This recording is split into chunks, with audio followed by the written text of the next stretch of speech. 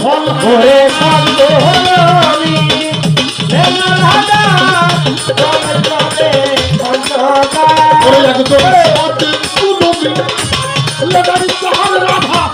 রমেশ কইতার জলন্তি নামে বিশ্বাস রেখে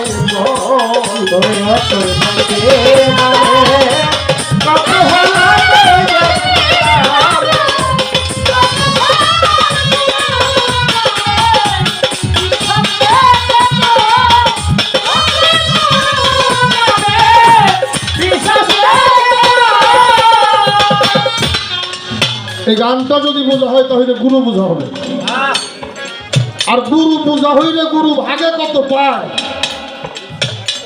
এটা বোঝা যাবে, আর গুরুর কাছে আছে কি বেশি এটাও বুঝতে পারবা। যদি গুরু না বুঝো তাহলে এর একটাও বোঝা সম্ভব না। দেখবি নামের কত ফল, গুরু নামে বিশ্বাস রেখে চল। গুরুর সাইতে গুরুর নাম বলো, যদি গুরুকেও বিশ্বাস করো। একটা গানের মধ্যে লিখলেন নামে, এই নামের পাশে মক্কা মদিনা গয়া কাশী গোলক ধাম যদি ভালো লাগে কারো আমার দীনবন্ধুর নাম। গুরু গুরুত্বপূর্ণ বিষয় না, বিষয় হইছে গুরু যে নাম দিয়েছে এই নামের প্রতি যদি ভক্তি প্রেম বিশ্বাস কোন ভক্তের থাকে তাহলে আমাদের মনে রাখতে হবে তার গুরুর নাম এই মুক্তি। নাম 99টা জানি, এক নাম নিতে ভালো লাগে না, এক নাম ধরে কেউ লাভ নেই। এই জন্যে গুরুর চাইতে হলে গুরুর নাম বড়। এই নামকে যদি ভালোবাসতে চালাকে সব কিছু দিয়ে দয়া করে বিশ্বাস করো, তারপরে এই নামের নামে হইতে পারবা, তাছাড়া না। গুরু প্রভু দেহধারী নয়, অনন্ত অসীম। গুরু অক্ষয় অভয়, ব্যক্তি কখনো গুরু না, মূলে গুরু হইল সে। আর এই পৃথিবী তাই সে যারা এই শক্তিকে লাভ করছে তাদের দেহটা হয়ে গেছে গুরুময় দেহ।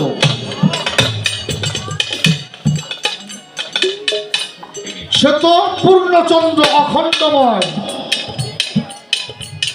ব্যক্ত অখণ্ড মণ্ডল।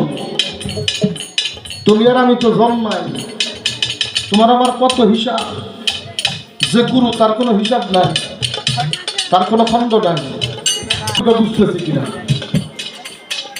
পরের কথাটা আসছে, মন তুমি আজ ফিরে চাও যদি, সবই তোমার গুরু মূর্তি, তুমি খালি বিশ্বাস করাই তো ঠিক। গুরু ভজবি যেদিন দেখবি সেদিন এই দুনিয়াই তোর করো তো।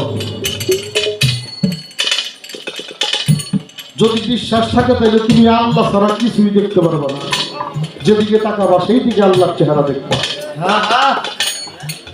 এটা আমি বলি না, আল্লাহ বলে আল্লাহ ভাষা, যেদিকে তাকাও সেই দিকে। বাড়ি ঘর হেরালো মানুষ,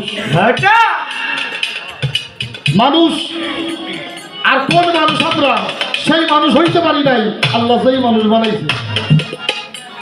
আল্লাহ বানাইছে ইবনে জাইলুল ফিলারদি খলিফা, প্রতিনিধি। আর আমাকে সবাই মিলে পরের চামচামি করা। আল্লাহ আমারে বানাইছে প্রতিনিধি, আর আমি খাই চামচামি করে। তাহলে আল্লাহ যে মানুষ বানাইছে আমি এইটা নাকি? হ্যাঁ, পৃথিবীতে যত পশু আছে, কোন পশু কেউ কোনোদিন ডাক দিয়ে কইছে তোর পশুর স্বভাব গেল না? কুত্তারে কেউ কোনদিন কইছে তোর কুত্তার স্বভাব গেল না? কখনোই না। গরুরে কেউ কোনোদিন কয় তোর গরুর স্বভাব গেল না? কিন্তু কিছু কিছু মানুষ না মানুষ কয় তোর পশুর স্বভাব গেল না, তোর স্বভাব জানোয়ারের মতো। কথাগুলো মানুষ বলে কিনা? তাহলে আমি আশরাফুল মাখলুকাতে গেল কই?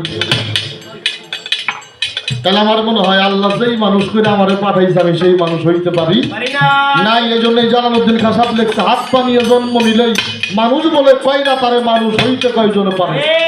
মানুষ হয়ে জন্ম নিলেই মানুষ হওয়া যায় না, কর্ম করে মানুষ হইতে হয়। যারা কর্ম করে হইতে পারছে তারাই মানুষ, আর যারা মানুষ ওই মানুষেই আল্লাহ থাকে। তুই দেখবি না রে কত ভালো তুই দেখবি না রে কত ভালো করো না রে বিশ্বাসে কত দেখবি না রে কত ভালো তুই দেখবি না রে কত ভালো করো না রে বিশ্বাসে তুমি আমার কাছে কত ভাগে পাও, আমার বউর কাছে কত পাও, তুমি হিসাব করো। গুরু যদি আল্লাহ হয়ে থাকে,